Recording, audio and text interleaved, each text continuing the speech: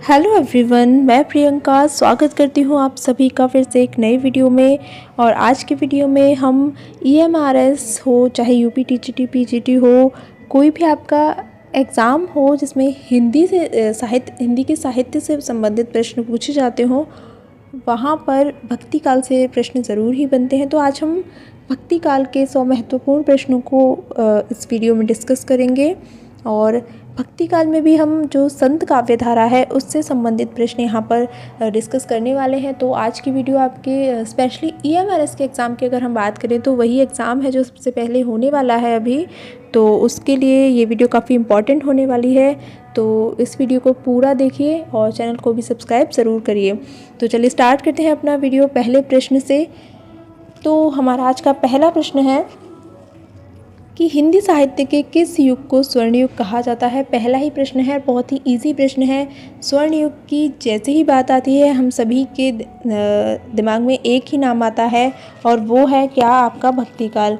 भक्ति काल को स्वर्ण युग की संज्ञा भी दी जाती है, या हम ऐसे भी कह सकते हैं कि भक्ति काल का दूसरा नाम स्वर्ण युग है। चलिए आगे बढ़ते हैं जल्दी से और भक्ति काल की समय सीमा की बात करते हैं कि भक्ति काल की समय सीमा क्या निर्धारित की गई है। तो 4 ऑप्शन हैं आपके सामने, आप सोचिए और अपने आंसर को टिक करिए कि आपका आंसर क्या हो सकता है। उसके बाद हम आगे बढ़ते हैं और इसके आंसर की बात करते हैं। तो देखिए, भक्ति काल की अगर हम समय सीमा की बात करें तो संवत 1375 से 1700 तक जो समय है, विक्रम संवत की हम यहाँ पर बात कर रहे हैं, ईसवी सन नहीं है। आपको ये बात भी ध्यान रखनी है कि विक्रम संवत 1375 से 1700 तक का जो समय है वो भक्ति काल के नाम से जाना जाता है।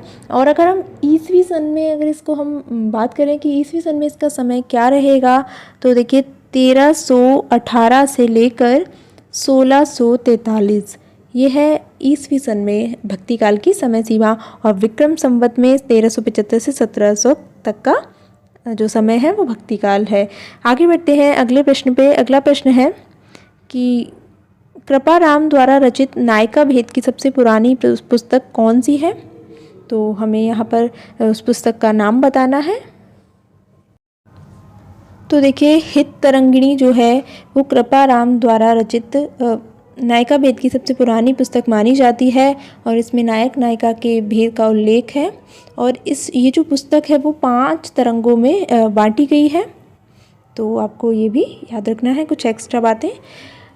अगला प्रश्न है कि रुद्र संप्रदाय जो है उसकी स्थापना किसने की थी। तो देखिए, संप्रदायों से भी प्रश्न बनते हैं कि किस संप्रदाय की किसने स्थापना की थी।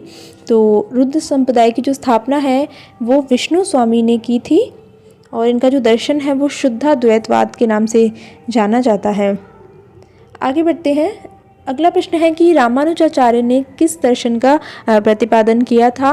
तो देखिए, रामानुजाचार्य ने जिस दर्शन का प्रतिपादन किया था उसका नाम है विशिष्टाद्वैतवाद। ठीक है।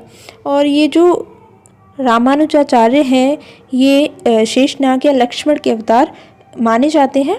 ऐसा माना जाता है कि लक्ष्मण के अवतार थे और इन्होंने विशिष्टाद्वैतवाद का दर्शन जो है इसका प्रतिपादन यहाँ पर किया था। नेक्स्ट क्वेश्चन है कि निम्बकाचार्य का संबंध जो है वो किस दर्शन से है। तो निम्बकाचार्य का जो संबंध है वो द्वैत दर्शन से इनका संबंध है। अगला प्रश्न है कि आकाश धर्मा गुरु किसको कहा जाता है। तो आकाश धर्मा की जो संज्ञा है वो आपके रामानंद को दी गई है। ठीक है, तो आपको याद रखना है ये। अगला प्रश्न है कि रहीम किसके दरबार में रहते थे। तो देखिए, अगर हम रहीम दास जी की बात करें तो ये अकबर के दरबार में रहते थे। अकबर के दरबारी कवि थे कौन, रहीम दास जी। और इनका जो वास्तविक नाम था वो था अब्दुल रहीम खाने खाना। और जो अकबर के संरक्षक थे बैरम खान, उनके ये पुत्र थे, यानी कि रहीम दास जी के जो पिता थे उनका नाम था बैरम खान। और रहीम दास जो अकबर के 9 रत्न थे उनमें से एक रत्न माने जाते हैं। नेक्स्ट क्वेश्चन है हमारा कि जो गंग कवि थे वो किसके दरबार में रहते थे। तो देखिए, गंग कवि भी आपके अकबर के दरबार में रहा करते थे और इनका जो पूरा नाम था वो था गंगा प्रसाद। आगे बढ़ते हैं। नेक्स्ट है हमारा कि एक पुस्तक है या एक रचना है भक्ति रसामृत सिंधु। तो ये जो पुस्तक है भक्ति रसामृत सिंधु, इसकी रचयिता कौन है? तो इस पुस्तक के जो रचयिता हैं वो हैं आपके रूप गोस्वामी। रूप गोस्वामी ने भक्ति रसामृत सिंधु की रचना की थी। अगला क्वेश्चन है हमारा यहाँ पर कि दक्षिण भारत की मीरा किसे कहा जाता है? तो बहुत ही आसान प्रश्न है, कई बार पूछा गया है। और तो दक्षिण भारत की अगर हम मीरा की बात करें तो वो है अंडाल। अंडाल को दक्षिण भारत की मीरा कहा जाता है। नेक्स्ट क्वेश्चन पे बढ़ते हैं। देखिए नेक्स्ट क्वेश्चन पे बढ़ने से पहले आपको एक बात बता देते हैं कि यहाँ पर जितने भी प्रश्न शामिल किए गए हैं वो किसी ना किसी एग्ज़ाम में, चाहे वो स्टेट लेवल का हो या सेंट्रल लेवल का हो, पूछे गए हैं। तो इस जितने भी क्वेश्चन हैं सारे प्रीवियस ईयर क्वेश्चन हैं और प्रीवियस ईयर जो क्वेश्चन होते हैं वहाँ से प्रश्न ज़रूर ही बनते हैं। ऐसा कोई भी एग्ज़ाम नहीं है जिसमें पहले पूछे गए प्रश्न शामिल न किए जाते हों। अगला क्वेश्चन है हमारा क्वेश्चन नंबर 12 कि विष्णु संप्रदाय जिसकी स्थापना किसने की थी? अभी हमने पढ़ा था। तो विष्णु संप्रदाय जिसकी स्थापना विष्णु स्वामी ने की थी, तो उसको रुद्र संप्रदाय के नाम से भी जाना जाता है। अभी हमने इसके बारे में बात की थी। अगला प्रश्न है हमारा यहाँ की मदनाष्टक के रचयिता कौन है या मदनाष्टक की रचना किसने की थी? तो देखिए मदनाष्टक की अगर हम बात करें तो रहीम दास जी जो थे इन्होंने मदनाष्टक की रचना की थी। अगले प्रश्न पे पढ़ते हैं और मदनाष्टक की भाषा की बात करते हैं कि मदनाष्टक की भाषा क्या है जिसकी रचना रहीम दास जी ने की थी। तो मदनाष्टक की रचना इन्होंने खड़ी बोली में की थी। मोस्ट इम्पॉर्टेंट क्वेश्चन है कि मदनाष्टक की भाषा क्या है, तो खड़ी बोली है। अगला प्रश्न है कि खेट कौतुकम किसकी रचना है? तो खेट कौतुकम की अगर हम बात करें तो ये भी रहीम दास जी की ही रचना मानी जाती है, यानी कि रहीम दास की ही रचना है ये खेट कौतुकम। अगला प्रश्न है हमारा कि उत्तर भारत में भक्ति का प्रसार करने का श्रेय किसको प्राप्त है? तो उत्तर भारत की यहाँ पर बात की जा रही है। तो उत्तर भारत में जो भक्ति का प्रचार प्रसार किया था वो किया था रामानंद ने। तो रामानंद को इसका श्रेय जाता है कि उन्होंने उत्तर भारत में भक्ति का प्रचार किया, क्योंकि देखिए जो भक्ति है वो सबसे पहले दक्षिण भारत में उत्पन्न हुई थी और दक्षिण भारत से ही ये भक्ति जो है वो उत्तर भारत में फैली थी। अगर हम दक्षिण भारत की बात करें तो वहाँ पर जो आलवार और नैनार संत होते थे उन्होंने भक्ति आंदोलन प्रारंभ किया था और फिर उत्तर भारत में इसको लाने का जो श्रेय है वो रामानंद को दिया जाता है। अगला क्वेश्चन है कि भक्ति आंदोलन को ईसाईयत की देन किसने कहा है?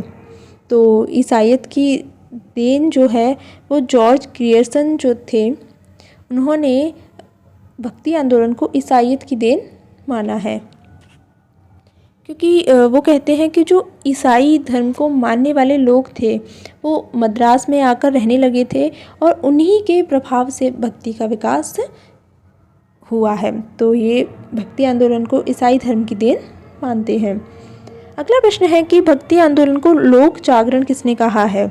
तो लोक जागरण की अगर हम बात करें तो ये नाम जो है भक्ति आंदोलन को हजारी प्रसाद द्विवेदी जी ने दिया है। नेक्स्ट क्वेश्चन है कि भक्ति आंदोलन को बौद्ध धर्म की देन किसने कहा है? तो बौद्ध धर्म की देन मानने वाले भी वही विद्वान हैं जिन्होंने इसे लोक जागरण कहा था, यानी कि हमारे हजारी प्रसाद द्विवेदी जी, उन्होंने ही इसे बौद्ध धर्म की देन माना है और ग्रियर्सन ने इसे ईसाई धर्म की देन माना है। आगे बढ़ते हैं। अगला प्रश्न है कि कौन सा जो काव्य है वो भक्ति काल का नहीं है? तो देखिए जो भक्ति काल है उसे 4 भागों में या 4 शाखाओं में बांटा गया है। संत काव्य, सूफी काव्य और सगुण में अगर हम बात करें तो राम भक्ति काव्य और कृष्ण भक्ति काव्य। तो यहाँ पर देखिए संत काव्य है, राम भक्ति काव्य है, सूफी काव्य है, लेकिन जो छायावादी है, ये जो छायावादी है ये हमारा किससे संबंधित है? आधुनिक काल से। तो ये भक्ति काल से संबंधित नहीं है, इसलिए हमारे यहाँ पर ऑप्शन सी जो है वो बिल्कुल सही हो जाएगा। अगला प्रश्न है कि भक्ति का प्रारंभ कहाँ से हुआ था? तो बहुत ही आसान प्रश्न है और अभी हम इस पर बात भी कर चुके हैं कि भक्ति का जो आरंभ है वो दक्षिण भारत से हुआ था। अगला प्रश्न है कि आलवार जो संत थे इनकी संख्या कितनी थी। तो आलवार जो थे वो विष्णु के उपासक माने जाते थे, वैष्णव थे, और इनकी जो संख्या थी वो थी 12। अगले प्रश्न पे बढ़ते हैं कि अद्वैतवाद जो दर्शन है इसके अनुसार क्या है कि जीव और ब्रह्म को एक मानता है, या जीव और ब्रह्म को अलग अलग, या संसार सत्य है, या ब्रह्म विशेषण युक्त है। तो देखिए अद्वैतवाद यानी कि अ का मतलब होता है नहीं, और द्वैत का मतलब दो, यानी कि ये दो अलग अलग नहीं मानता है। तो इसके अनुसार क्या होगा, जीव और ब्रह्म को ये एक ही मानता है। इस तरीके से हमारा ऑप्शन ए जो है वो बिल्कुल सही हो जाएगा यहाँ पर। नेक्स्ट क्वेश्चन है कि जो आरती है ओम जय जगदीश हरे, इसकी रचना किसने की थी। तो इसका जो आंसर हो जाएगा वो हो जाएगा श्रद्धाराम फिलौरी। श्रद्धाराम फिलौरी ने ओम जय जगदीश हरे आरती की रचना की थी। अगला प्रश्न है यहाँ पर कि द्वैतवाद के प्रणेता कौन है। तो द्वैतवाद के जो प्रणेता हैं वो मध्वाचार्य माने जाते हैं। मध्वाचार्य को द्वैतवाद का प्रणेता माना जाता है। अगला प्रश्न है हमारा कि शुद्ध द्वैतवाद दर्शन के प्रवर्तक कौन है। तो देखिए अलग अलग दर्शनों से यहाँ पर पूछा जा रहा है। तो शुद्ध द्वैतवाद दर्शन की अगर हम बात करें तो इसके जो प्रवर्तक हैं वो है आपके वल्लभाचार्य जी। वल्लभाचार्य जी इस दर्शन के प्रवर्तक माने जाते हैं। आगे बढ़ते हैं। नेक्स्ट है हमारा कि हिंदी का भक्ति काल बाहरी आक्रमण की प्रतिक्रिया है, ये किसने कहा था। ये देखिए प्रश्न है, बहुत ही इंपॉर्टेंट प्रश्न है। यानी कि भक्ति काल को कोई तो ईसाइयत की देन मान रहा है, कोई बौद्ध धर्म की देन मानता है, लेकिन कोई विद्वान ऐसे भी हैं जो इसे बाहरी आक्रमण के प्रति प्रतिक्रिया मानते हैं। तो उनका नाम हमें यहाँ पर बताना है। तो देखिए जो रामचंद्र शुक्ल जी हैं वो इसे बाहरी आक्रमण की प्रतिक्रिया मानते हैं, किसे, भक्ति काल को। आगे बढ़ते हैं अगले प्रश्न पे। अगला प्रश्न है कि रामानुज का जो श्री संप्रदाय था उसमें किसकी उपासना होती थी। तो देखिए रामानुज के श्री संप्रदाय में भगवान विष्णु की उपासना की जाती थी, और ये राम को विष्णु का ही अवतार मानते थे। अगला प्रश्न है यहाँ पर कि कौन ब्रह्म संप्रदाय का प्रवर्तक है। तो ब्रह्म संप्रदाय के यहाँ पर हमसे प्रवर्तक पूछे गए हैं, और ब्रह्म संप्रदाय के देखिए जो प्रवर्तक हैं वो आपके मध्वाचार्य हैं। तो ऑप्शन डी हमारा यहाँ पर बिल्कुल सही हो जाएगा, मध्वाचार्य ब्रह्म संप्रदाय। अगला प्रश्न है कि बर्वे नायिका भेद का रचनाकार कौन है। यानी कि एक रचना है बर्वे नायिका भेद, इसके हमें यहाँ पर रचनाकार का नाम बताना है। तो आप जब तक मैं प्रश्न पढ़ती हूँ तब तक आप अपना आंसर आराम से अपने माइंड में सोच सकते हैं। तो देखिए रहीम दास जी जो हैं वो बर्वे नायिका भेद के रचनाकार माने जाते हैं। नेक्स्ट क्वेश्चन है कि रामचरितमानस, इसके अलावा पद्मावत, सूरसागर, कबीर दोहावली, ये जो सारे ग्रंथ हैं ये किस काल की देन माने जाते हैं। 4 कालों के नाम दिए गए हैं आपके सामने। तो देखिए अगर आपको कुछ भी नहीं आ रहा है तो आप रामचरितमानस जो कि एक भक्ति से संबंधित, श्री राम से संबंधित महाकाव्य है, तो इसको देखकर ही आप को आंसर का पता लग गया होगा कि ये जो है वो भक्ति काल से संबंधित है। अगला प्रश्न है कि विभिन्न मतों के आधार पर हिंदी में भक्ति काव्य की कितनी शाखाएं मानी जाती हैं। तो ये वाला प्रश्न हम पहले ही डिस्कस कर चुके हैं कि हिंदी में भक्ति काव्य की जो शाखाएं हैं वो 4 मानी जाती हैं। कौन सी। तो देखिए 2 शाखाओं में पहले बांटा गया निर्गुण और सगुण, और निर्गुण के 2 भेद किए गए और सगुण के 2 भेद किए गए। निर्गुण में आपका संत काव्य आता है, सूफी काव्य आता है, और सगुण की बात करें तो राम काव्य और कृष्ण काव्य। तो इस तरीके से 4 शाखाएँ हमारी भक्ति काव्य की हो जाती हैं। नेक्स्ट है कि भक्ति काव्य को भारतीय चिंतन धारा का स्वाभाविक विकास किसने माना है। तो भक्ति को भारतीय चिंतन धारा का स्वाभाविक विकास मानने वाले जो विद्वान हैं वो है आपके हजारी प्रसाद द्विवेदी। हजारी प्रसाद द्विवेदी जी हैं जिन्होंने भक्ति काव्य को स्वाभाविक विकास माना है भारतीय चिंतन धारा का, क्योंकि वो कहते हैं कि ना ईसाइयत की देन है, ना बाहरी आक्रमण की प्रतिक्रिया है, बल्कि भारतीय चिंतन धारा का ये स्वाभाविक विकास है। तो हमारा सी ऑप्शन यहाँ पर बिल्कुल सही हो जाएगा। आगे बढ़ते हैं। एक पंक्ति है यहाँ पर कि प्रभु जी तुम चंदन हम पानी, जाकी अंग अंग बास समानी। तो ये जो पंक्तियाँ हैं वो किस कवि से संबंधित हैं? तो देखिए, ये जो पंक्तियाँ हैं बहुत ही प्रसिद्ध पंक्तियाँ हैं, और ये जो पंक्ति है वो रैदास के द्वारा लिखी गई है, और रैदास संत काव्यधारा के एक प्रमुख कवि माने जाते हैं, और साथ ही साथ ये मीराबाई के गुरु भी माने जाते हैं। अगला प्रश्न है हमारा यहाँ पर 35 कि महाराष्ट्र के भक्तों में सबसे पहले किसका नाम आता है? तो महाराष्ट्र के भक्तों में सबसे पहले जिनका नाम आता है वो है नामदेव जी। अगला है कि किस संत ने विदेशी आक्रमणकारियों के विरुद्ध आवाज़ उठाई थी? तो विदेशी आक्रमणकारियों के विरुद्ध आवाज़ उठाने वाले जो थे गुरु नानक देव जी थे, जिन्होंने विदेशी आक्रमणकारियों के विरुद्ध आवाज़ उठाई थी। अगला प्रश्न है कि माया महाठगनी हम जानी, ये किस भक्त कवि का कथन है? तो बहुत ही इजी है। माया को महाठगनी किसने बताया है? तो आपके कबीरदास जी ने माया को महाठगनी के रूप में कहकर संबोधित किया है। अगला है कि किसका जन्म 1469 ईस्वी में कार्तिक पूर्णिमा के दिन पंजाब के तलवंडी नामक गांव में हुआ था? तो देखिए, पंजाब के तलवंडी में जिनका जन्म हुआ था वो थे आपके गुरु नानक देव जी। इनका जन्म 1469 ईस्वी में पंजाब के तलवंडी में हुआ था। अगला है कि निर्गुण भक्ति काव्यधारा में उदासी संप्रदाय के प्रवर्तक कौन माने जाते हैं? देखिए, किसने उदासी संप्रदाय की स्थापना की थी? तो देखिए, उदासी संप्रदाय के अगर प्रवर्तक की हम बात करें तो वो थे आपके श्रीचंद। श्रीचंद ने ही उदासी संप्रदाय की स्थापना की थी। तो हमारा ऑप्शन सी यहाँ पर बिल्कुल सही हो जाएगा। नेक्स्ट है हमारा कि गुरु नानक देव की माता का क्या नाम था? तो गुरु नानक देव की अगर हम माता की बात करें तो उनका नाम था तृप्ता। तृप्ता जो थी गुरु नानक देव की माता थी। अगला है कि संत काव्य धारा का एक ऐसा कवि था जो अपनी विद्वता से यहाँ पर अर्थ है कि सर्वाधिक शिक्षित या सर्वाधिक पढ़े लिखे थे ये कवि। तो उनका नाम क्या था? तो उनका नाम था सुंदर दास। सुंदर दास जो थे वो सबसे ज़्यादा पढ़े लिखे थे उस समय। संत जितने भी कवि थे संत काव्य के, उनमें सबसे ज़्यादा पढ़े लिखे जो थे वो सुंदर दास माने जाते हैं। अगला है कि कबीरदास जी जो थे उनकी भाषा कैसी थी? तो हम सभी जानते हैं कि कबीरदास की जो भाषा है उसे सुदुक्कड़ी नाम दिया गया है। इसके अलावा से पंचमेल खिचड़ी भी इनकी भाषा को कहा जाता है, क्योंकि देखिए ये जो थे ये पढ़े लिखे तो थे नहीं, ज़्यादा क्या, ये बिल्कुल ही पढ़े लिखे नहीं थे, क्योंकि इन्होंने कहीं भी औपचारिक शिक्षा इन्होंने नहीं ली थी, और ये जगह जगह घूमते रहते थे, और घूमने के कारण ही इनकी जो भाषा थी उसमें अलग अलग स्थानों के जो भाषा होती है उसका प्रभाव हमें देखने को मिलता है। तो हमारा ऑप्शन ए यहाँ पर बिल्कुल सही हो जाएगा।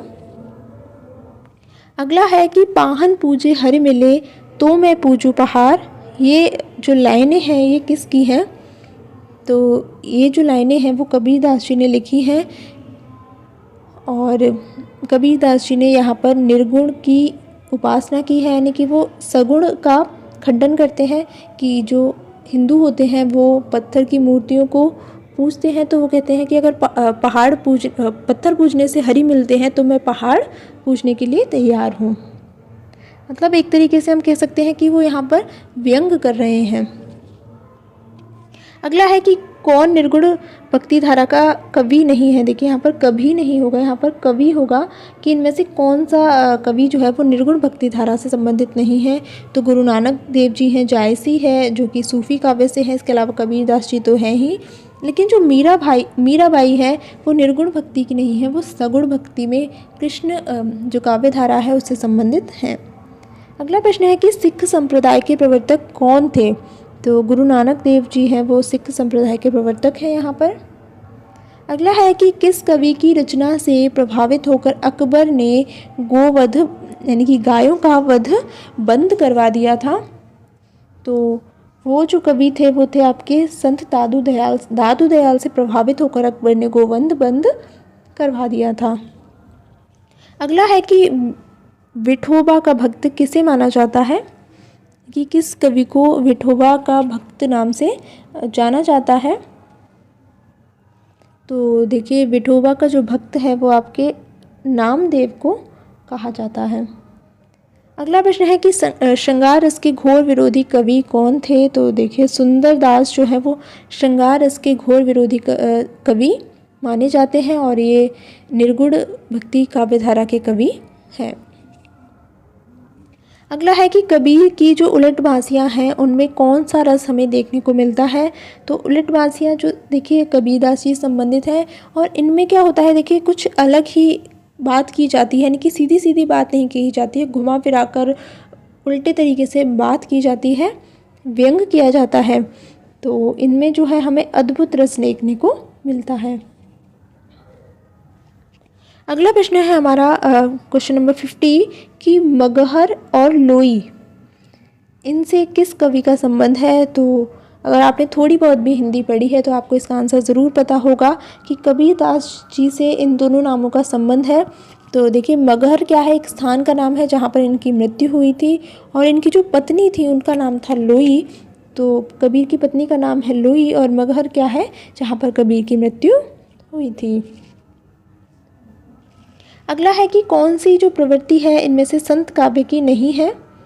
तो संत काव्य में देखिए बाह्याडंबरों का खंडन भी किया गया है, गुरु की महत्ता भी बताई गई है, रहस्यवादी भावना भी है, लेकिन वर्ण व्यवस्था को यहाँ पर प्रोत्साहन नहीं दिया गया है। तो ये जो विशेषता है वो संत काव्य से संबंधित नहीं है। तो हमारा ऑप्शन सी यहाँ पर बिल्कुल सही हो जाएगा। अगला है हमारा कि अजगर करे न चाकरी, पंछी करे न काम। और आगे की लाइन आपको पता ही होंगी, और ये पंक्ति किसकी है। अगर आगे की लाइन दे दी जाती तो आपको इसका आंसर पता होता। तो देखिए आगे की लाइन है, दास मलूका कह गए सबके दाता राम। तो मलूक दास जी की ये पंक्तियाँ हैं कि अजगर करे न चाकरी और पंछी करे न काम। आगे बढ़ते हैं नेक्स्ट क्वेश्चन पे, और हमारा नेक्स्ट क्वेश्चन है कि निर्गुण भक्ति के कवि नहीं हैं, यानी कि 4 कवि हैं, इनमें से 3 कवि जो है वो निर्गुण भक्ति काव्यधारा के हैं और एक किसी अलग का है।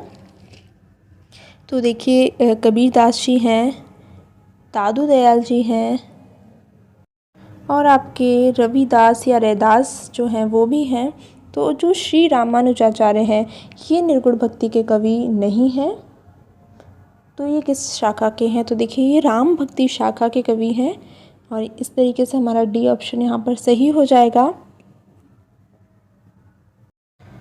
नेक्स्ट है कि कबीर परिचय के रचनाकार कौन हैं। तो कबीर परिचय जो रचना है इसके जो रचनाकार हैं वो हैं आपके बी अनंतदास। अनंतदास ने कबीर परिचय की रचना की थी। अगला प्रश्न है हमारा यहाँ पर, निरंजनी संप्रदाय के प्रवर्तक कवि का नाम बताना है हमें यहाँ पर। तो निरंजनी संप्रदाय के प्रवर्तक जो हैं वो हरिदास को माना जाता है। अगला है कि कबीर को वाणी का डिक्टेटर किसने कहा था, यानी कि कबीर को वाणी के डिक्टेटर की संज्ञा किसने दी थी। तो वो दी थी आपके हजारी प्रसाद द्विवेदी जी ने। इन्होंने कबीर को वाणी का डिक्टेटर कहा था। तो हमारा ऑप्शन डी यहाँ पर बिल्कुल सही हो जाएगा, क्योंकि जो हजारी प्रसाद द्विवेदी जी थे वो कहते थे कि भाषा पर कबीर का ज़बरदस्त अधिकार था और वो वाणी के डिक्टेटर थे। नेक्स्ट क्वेश्चन है कि उलट बांसियाँ किसने लिखी हैं। तो उलट बांसियाँ जो हैं वो किसने लिखी हैं। तो उलट बांसियों से जिसका संबंध है वो है आपके कबीरदास जी। तो ऑप्शन ए हमारा यहाँ पर सही हो जाएगा। अगला है कि किस कवि की रचनाएं गुरु ग्रंथ साहिब में संकलित हैं। तो कबीर की जो रचनाएं हैं उनको गुरु ग्रंथ साहिब है उसमें संकलित किया गया है। नेक्स्ट है कि कबीर को किसका प्रवर्तक, किस संप्रदाय का प्रवर्तक माना जाता है। तो कबीर का नाम आते ही आपके दिमाग में निर्गुण संप्रदाय का नाम आ जाता है। तो निर्गुण संप्रदाय के जो प्रवर्तक हैं वो कबीर माने जाते हैं। नेक्स्ट है कि रैदास को किस और नाम से जाना जाता है। तो देखिए रैदास का एक और नाम हमें देखने को मिलता है और वो है रविदास। इन्हें कभी कभी रविदास कह दिया जाता है और कहीं कहीं इनका नाम हमें रैदास देखने को मिलता है। अगला है कि जो रैदास थे वो किस धारा और शाखा के कवि थे। तो यहाँ पर देखिए एक चीज़ तो आपकी क्लियर हो गई होगी कि अगर हम संत काव्य धारा की बात कर रहे हैं तो निर्गुण धारा के थे और निर्गुण में भी ज्ञानाश्रयी शाखा के कवि थे। तो हमारा ऑप्शन बी यहाँ पर सही हो जाएगा। अगला है कि जो ज्ञानाश्रयी निर्गुण काव्य है उसका दार्शनिक आधार क्या है, यानी कि किस दर्शन को ये लोग फॉलो करते थे। तो इसका आंसर हमें यहाँ पर बताना है। तो देखिए एक चीज़ हमें यहाँ पर देखने को मिलती है कि जो निर्गुण काव्य धारा है उसमें सिर्फ एक ही निर्गुण ईश्वर की पूजा की जाती है, यानी कि किसी भी दो ईश्वर को नहीं माना जाता है। जैसे अगर हम राम काव्य की बात करें, कृष्ण काव्य की बात करें तो वहाँ पर राम के जितने भी अवतार हैं उनकी पूजा होगी, विष्णु के अवतारों की पूजा होती है। लेकिन वो लोग सिर्फ निर्गुण काव्य की जिसका कोई आकार नहीं है, कोई रंग रूप नहीं है, ऐसे ईश्वर को मानते हैं। तो अद्वैतवाद का जो दर्शन है इसमें एक ही ईश्वर को माना जाता है, यानी कि ईश्वर अलग अलग नहीं है, चाहे वो आत्मा परमात्मा के रूप में बात करें तो वो एक ही मानते हैं। तो इस तरीके से ज्ञानाश्रयी जो निर्गुण काव्य धारा है उसका दार्शनिक आधार जो है वो अद्वैतवाद है। अगला प्रश्न है कि मैं कहता आँखन की देखी और तू कहता कागद की लेखी, ये पंक्ति किस कवि की है।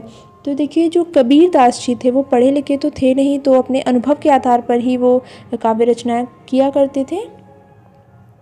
तो वो इसी आधार पर कहते थे कि मैं तो आँखन की देखी कहता हूँ और तू कागज़ की लेखी कहता है। तो ऑप्शन ए हमारा यहाँ पर सही हो जाएगा। अगला है कि कबीर की जो वाणी है, कबीर की वाणी यानी कि कबीर के जो उपदेश थे उनका संग्रह किस नाम से प्रसिद्ध है। तो उनकी देखिए ये तीनों रचनाएं भी कबीर से ही संबंधित हैं, लेकिन उनके जो संग्रह है उसको बीजक नाम से नाम दिया गया, यानी कि बीजक में कबीरदास की जितनी भी रचनाएं थी उनको सम्मिलित किया गया है। अगले प्रश्न पर बढ़ते हैं कि चंडी चरित्र किसकी विशिष्ट साहित्यिक रचना है। तो देखिए चंडी चरित्र की अगर हम बात करें तो ये जो है तो गुरु गोविंद सिंह की रचना है। और इसकी देखिए ख़ास बात क्या है चंडी चरित्र की। तो जो दुर्गा सप्तशती है उसका इन्होंने अनुवाद किया था और ये इनकी एक विशिष्ट साहित्यिक कृति मानी जाती है। अगले प्रश्न पर बढ़ते हैं। ज्ञान बोध के रचनाकार हमें यहाँ पर बताने हैं। तो ज्ञान बोध के जो रचनाकार हैं वो मलुकदास जी हैं। अगला प्रश्न है कि हरडे वाणी और अंगवधू किसकी वाणियों के संकलन है। तो दादू दयाल की जो रचनाएं हैं या दादू दयाल की जो वाणियाँ हैं उनका संकलन है हरडे वाणी और अंगवधू। अगला प्रश्न है कि सहजोबाई किस शाखा की रचनाकार है, यानी कि सहजोबाई किससे संबंधित है। तो सहजोबाई जो हैं वो आपकी ज्ञानाश्रयी शाखा से संबंधित है। अगला प्रश्न है कि मुसलमान अनुयायी जो थे कबीरदास जी के वो उनको किसका शिष्य मानते थे। तो ये इनको शेख तकी का शिष्य मानते थे, इनके जो मुस्लिम अनुयायी थे। उसके बाद नेक्स्ट है कि सबंगी किसकी रचना है, कि रचना है जिसका नाम है सबंगी। तो ये सबंगी जो रचना है वो किसकी है। तो ये है आपकी रज्जब की रचना मानी जाती है। ऑप्शन डी हमारा यहाँ पर सही हो जाएगा।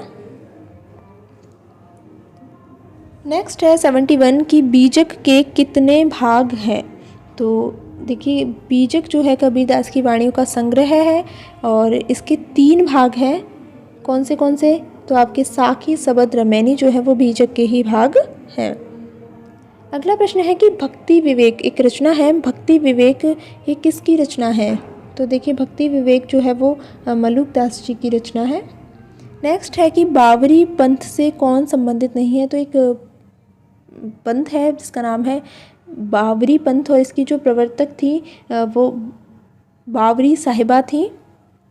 और इनमें से देखिए जो बुल्ला साहिब है, बुलाल साहिब है इसके अलावा संत साहिब है, ये तीनों ही बाबरी पंथ से संबंधित है, लेकिन जो पलटू साहिब है ये बाबरी पंथ से संबंधित नहीं है।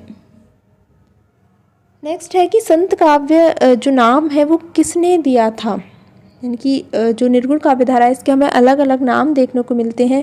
तो इसका एक नाम संत काव्य भी है।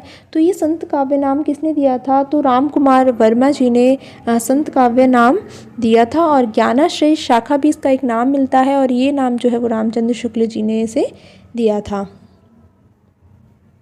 अगला है कि कबीर किस शासक के समकालीन माने जाते हैं। तो कबीर जो थे वो सिकंदर लोदी के समकालीन थे। तो हमारा ऑप्शन सी यहाँ पर सही हो जाएगा। अगला है कि अंगवधू किसकी रचना है। तो अंगवधू जो है वो दादू दयाल की रचना है। नेक्स्ट है कि रैदास किसके गुरु थे। तो रैदास जो है वो मीराबाई के गुरु थे। तो यहाँ पर हमारा ऑप्शन डी सही हो जाएगा, मीराबाई। नेक्स्ट है कि संत साधना का साहित्यिक रूप कहाँ से आरंभ हुआ। तो संत साधना का जो साहित्यिक रूप है वो पंढरपुर से आरंभ हुआ था। तो ऑप्शन सी हमारा यहाँ पर सही हो जाएगा। नेक्स्ट है कि आदि गुरु ग्रंथ साहिब जो है इसमें रैदास के कितने पद संकलित हैं। तो ये देखिए आदि गुरु ग्रंथ साहिब में भी हमने पढ़ा था कि कबीर दास के भी पद हैं, और इसमें देखिए रैदास के भी पद हैं। तो कितने पद हैं इनके, तो देखिए इनके 40 पदों को गुरु ग्रंथ साहिब जो पुस्तक है उसमें संकलित किया गया है। नेक्स्ट है कि पंचगंगा घाट में जो कबीर थे वो किसके पैरों के नीचे पड़े हुए थे। तो पंचगंगा घाट में जो कबीर थे वो रामानंद के पैरों के नीचे पड़े हुए थे, और वहीं से इन्होंने रामानंद को अपना गुरु मान लिया था। अगला है कि दुर्गा सप्तशती का चंडी चरित्र के नाम से हिंदी में अनुवाद किसने किया। देखिए अभी ये प्रश्न हमने बात की थी, तो वहाँ पर हमने बात कर ली थी कि दुर्गा सप्तशती का अनुवाद है और ये किसने किया था। तो आप सोचिए, अभी अभी आपने पढ़ा है इसे। तो देखिए ए गुरु गोविंद सिंह जी ने चंडी चरित्र से इसका हिंदी में अनुवाद किया था। नेक्स्ट है कि कबीर का जो हठ योग है वो किस साहित्य से प्रभावित माना जाता है, किस साहित्य से प्रभावित है। तो हठ योग जो है वो इनका सिद्ध और नाथ साहित्य से है। नेक्स्ट है 83 पे पहुंच चुके हैं हम। देखिए संत रज्जब द्वारा दादू दयाल की जो जितनी भी रचनाएं हैं उनका संकलन किस नाम से इन्होंने किया था। यानी कि संत रज्जब ने दादू दयाल की रचनाओं सभी जितनी भी रचनाएं थी उनका संकलन किया था एक जगह पर, और उस एक रचना को क्या नाम दिया जाता है वो यहाँ हमसे पूछा गया है। तो वो है आपकी अंगवधू, ऑप्शन डी अंगवधू नाम से इन्होंने इनका संकलन किया था। नेक्स्ट है कि कबीर दास को मानवतावादी कवि क्यों कहा जाता है, क्योंकि वे मानव थे या वो मानव के बीच में नहीं रहते थे। देखिए ये बात भी सही नहीं लग रही है, मानव की पीड़ा की परवाह नहीं की, ये भी नहीं सही है। तो इस तरीके से हमारा ऑप्शन सी हो जाएगा कि उन्होंने मानव में भेद न करते हुए सबके उत्थान की बातें की, इसलिए उन्हें मानवतावादी कवि कहा जाता है। अगला प्रश्न है हमारा यहाँ पर 85 की जपू जी किसकी रचना है। तो देखिए जपू जी जो रचना है वो गुरु नानक देव की है, ऑप्शन डी हमारा सही है यहाँ पर। नेक्स्ट है कि किस काव्य धारा में मूर्ति पूजा और अवतारवाद का विरोध किया गया है। तो मूर्ति पूजा का जिस काव्य धारा में विरोध किया गया है वो है आपकी संत काव्य धारा। नेक्स्ट है कि कबीर की भाषा के संदर्भ में कौन सा वाक्य हमारा गलत है। तो उनकी भाषा में खरापन है, कहीं कहीं भाषा गंवारू है, अक्खड़पन है या साहित्यिक कोमलता है। तो देखिए इनकी भाषा में साहित्यिक कोमलता नहीं है, तो यहाँ पर हमारा ये वाला सही हो जाएगा, ऑप्शन सी। है हमारा यहाँ पर कि इनमें से कौन रामानंद की शिष्य परंपरा में नहीं है, यानी कि इन चारों में से कौन से ऐसे कवि हैं जो रामानंद की शिष्य परंपरा में शामिल नहीं किए जाते हैं। तो इसका जो आंसर होगा वो होगा आपका मलूकदास। इसके अलावा रविदास या कबीरदास या नरहरिदास की अगर हम बात करें तो ये तीनों ही रामानंद की शिष्य परंपरा में शामिल किए जाते हैं। अगला प्रश्न है कि सुंदरदास का जन्म कहाँ पर हुआ था। तो सुंदरदास जी जो हैं इनका जन्म हुआ था दौसा में। और इनके बारे में एक खास बात है कि संत काव्य धारा में जितने भी कवि हैं उनमें सबसे अधिक जो पढ़े लिखे थे, जो शिक्षित थे, वो सुंदरदास जी थे। अगला है मन मेरा सुई तन मेरा धागा, ये पंक्तियाँ किसकी हैं, किस कवि ने इन पंक्तियों की रचना की है। तो आपका जो आंसर होगा इसका सही वो होगा आपका ऑप्शन डी, नामदेव। नामदेव की ये पंक्तियाँ हैं। नेक्स्ट है कि भक्ति काल को पूर्व मध्यकाल नाम किसने दिया। तो देखिए भक्ति काल को पूर्व मध्यकाल नाम जिस विद्वान ने दिया था वो थे आपके आचार्य रामचंद्र शुक्ल। रामचंद्र शुक्ल ने भक्ति काल को पूर्व मध्यकाल नाम से संबोधित किया है। नेक्स्ट क्वेश्चन है हमारा कि मन चंगा तो कठौती में गंगा, ये पंक्तियाँ किसकी हैं। तो मन चंगा तो कठौती में गंगा, ये पंक्ति आपने काफ़ी बार सुनी होंगी, बहुत ही फेमस लाइंस हैं। और इनके जो रचयिता हैं वो हैं आपके रविदास। रविदास या रैदास एक ही बात है। उसके बाद है नेक्स्ट कि राजस्थान के कबीर के नाम से कौन प्रसिद्ध हैं। तो राजस्थान के कबीर के नाम से जो कवि प्रसिद्ध हैं वो हैं दादू दयाल। इन्हें राजस्थान का कबीर कहा जाता है। नेक्स्ट है कि अपना मस्तक काट के वीर हुआ कबीर, ये पंक्तियाँ किसकी हैं। तो ये भी आपके दादू दयाल जी की पंक्तियाँ हैं कि अपना मस्तक काट के वीर हुआ कबीर। नेक्स्ट है कि भक्ति काल को एक नई दुनिया नाम किसने दिया। तो भक्ति काल को एक नई दुनिया नाम जो है हजारी प्रसाद द्विवेदी जी ने दिया था। इन्होंने भक्ति काल को एक नई दुनिया नाम दिया। अगला है कि भक्ति काल को अरब आक्रमणकारियों की देन किसने माना। तो देखिए कोई ईसाइयत की देन मानता है, कोई बौद्ध धर्म की देन मान रहा है, कोई स्वाभाविक विकास मान रहा है।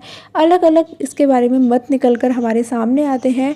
और अरब आक्रमणकारियों की देन मानने वाले जो विद्वान हैं वो हैं डॉक्टर ताराचंद।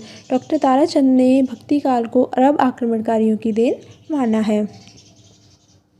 नेक्स्ट है कि ऐसी मेरी जाति विख्यात चमारा, किसकी पंक्ति है। तो देखिए अधिकतर जो संत काव्यधारा के कवि थे वो उस समय निम्न कही जाने वाली जातियों से संबंध रखते थे। और उस समय जो जाति का रूप था वो बहुत ही भयावह था, यानी कि लोग जाति के आधार पर बहुत ज़्यादा भेदभाव लोगों को सहन करना पड़ता था।